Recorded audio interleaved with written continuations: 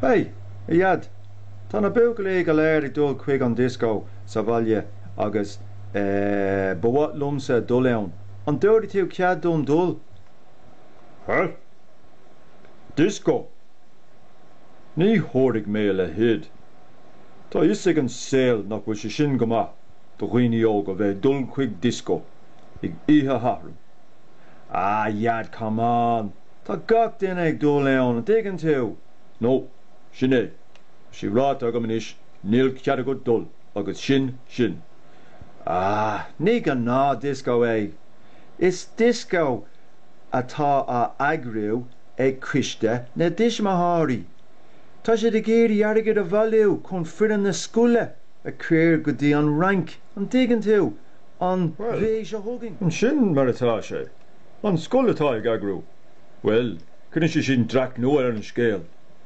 Cian cénta, iad. Beg múntáirí go léir ann. Beg máiste an mórciú ann freisin. Agus éisin atá I mún iarrainn na scoile, an dtuigeann tú.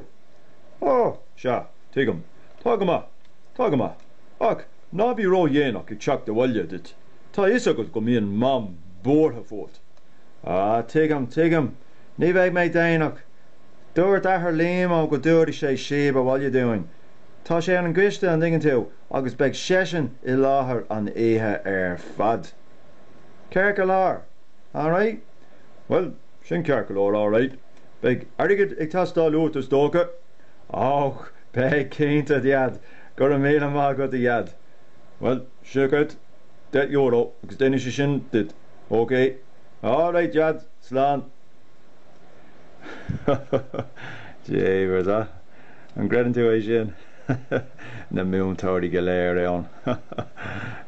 Tá siad sin atá nach bhfuil.